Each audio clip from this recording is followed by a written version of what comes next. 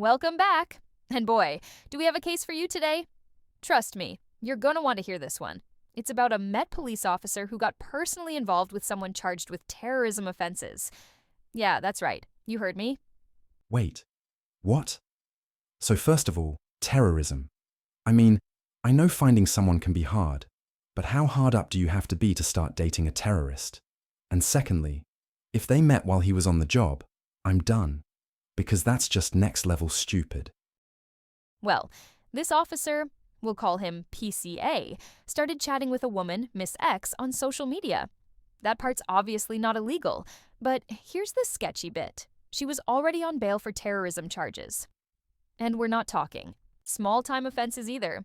She was later convicted for possessing terrorist material, like serious Old Bailey-level stuff. Well, damn.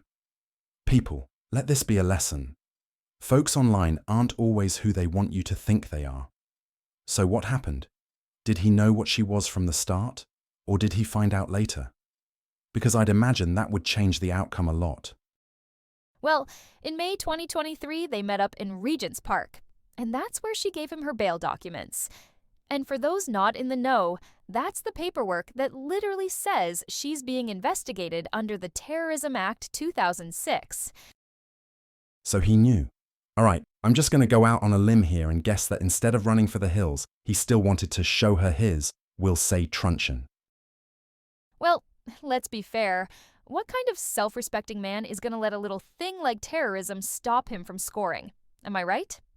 LOL. Anyway, he should have reported it to his bosses immediately. He even admitted later that he knew it was serious. But instead, he took the bail documents to work and just left them in his locker. Didn't tell anyone. Oh my God, these people are so dumb, I swear.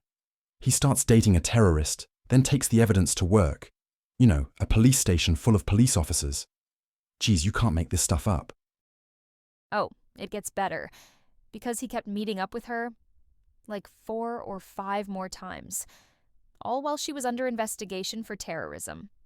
And still, he didn't report it. Then in November 2023, she got arrested again.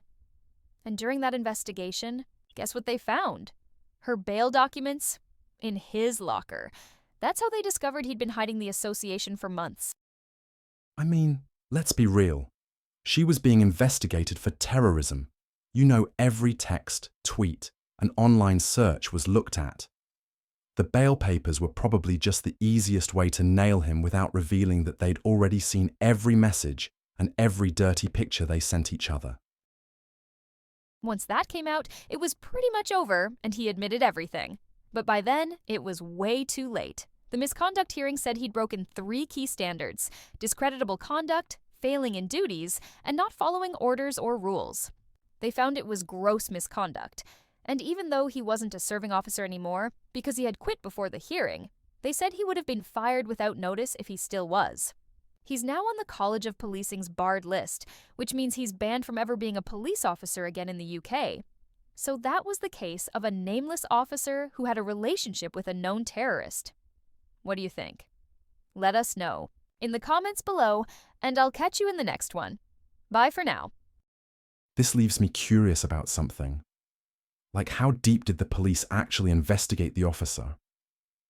Sure, they said they just met online, but I really hope the police didn't just take their word and a few screenshots as proof, letting a terrorist slip through the cracks.